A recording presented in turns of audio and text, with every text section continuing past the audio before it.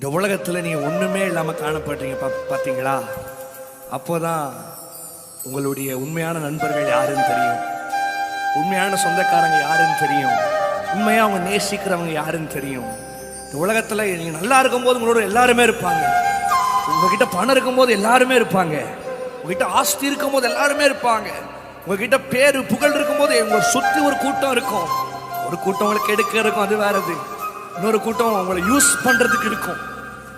ஆனா வெறுமையான நேரத்தில் கொஞ்சம் ரிவைன் பண்ணி பார்த்தீங்கன்னா ஒரே ஒருத்தர் மாத்திரம் தான். இன்னும் நீ சூசைட் பண்ணும் பொழுது, நீ ரோட்ல தனிமையா நடந்து போகும்பொழுது, தேவையில்லாத யோசனைகள் வரும் பொழுது, நீ பைக் ஓட்டிட்டு போகும் பொழுது உங்க யோசனைகள் டிஸ்டர்ப் பண்ணும் பொழுது, கார் ஓட்டிட்டு பஸ்ல போகும்போது, ட்ரெயின்ல போகும்போது, எங்கெல்லாம் நடந்து போறீங்களோ அங்கெல்லாம் ஒரு யோசனையில நீங்க யோசிச்சு பார்த்தீங்கன்னா ஒருத்தருனை பாதுகாத்து நடத்திட்டு வந்தார் உங்க வெறுமையின் பாதையில.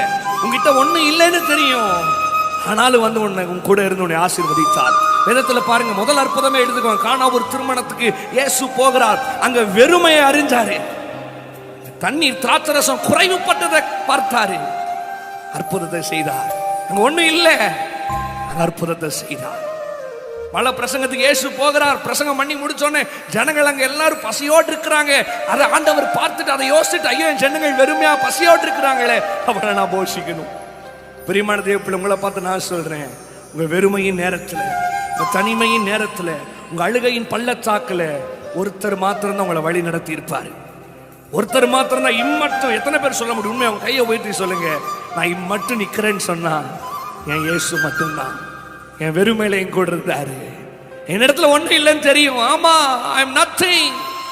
ஒரு தூசி, ஒரு குப்பை, அவரை சுமக்கிற கழுத, அவரு மேல ஏறினதுனாலதான் என்னை கர்த்தர் நடத்துகிறார். நீ உங்களை பார்த்து சொல்றேன், எத்தனையோ ஊழியக்காரங்களை வேதத்துல பாத்தீங்கன்னா என் இயேசு நடத்தினார். நீங்க யாரை நம்பி இருக்கிறீங்க? உங்களை சுத்தி ஜால்ரா அடிக்கிற கூட்டத்தை நினைச்சு வாழ்றீங்களா?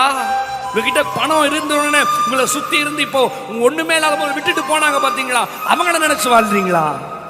இயேசுவை நினைச்சு சொல்லுங்க, அப்பா நான் ஒண்ணுமே இல்லாம தான் இருந்தேன், ஆனா இவ்வளவு நாள் வரைக்கும் நடத்துனீங்களே. யோசிங்க, போராட்டம் இருக்கும்போது மட்டும்தான் இயேசுவை தேடுவாங்க. நல்லா இருக்கும்போது பார்த்துருக்கீங்களா? சபைக்கு வர மாட்டாங்க, இயேசுவை பார்க்க மாட்டாங்க. நல்லா இருக்கும்போது அப்படியே சந்தோஷம், எல்லாம் நல்லா இருக்குது, எல்லாம் நல்லா நடக்குது பிரதர், எல்லாம் சூப்பரா இருக்குன்னு சொல்லி சபைக்கு வர மாட்டாங்க, இயேசுவை தேட மாட்டாங்க. ஆனா ஒரு போராட்டம் வந்த உடனே ஏசப்பா ஏசப்பா சபைக்கு ஓடுறது, பாஸ்டருக்கு போன் பண்றது. உங்களை பார்த்து சொல்றேன், எல்லா நேரத்திலும் இயேசுவை துதிக்க ஆரம்பிங்க. அத்திமரம் துளிர் விடாமல் போனாலும், திராட்சை செடி பலன் கொடுக்காமல் போனாலும், மந்தையில் ஆடுகள் இல்லாமல் போனாலும், நான் கர்த்தரை காலத்திலையும் ஸ்தோத்தரிப்பேன், அவருக்குள்ள சந்தோஷமா இருப்பேன். என்னிடத்துல ஒண்ணுமே இல்லைதான், ஆனா என்னை வழி நடத்தினார். அதே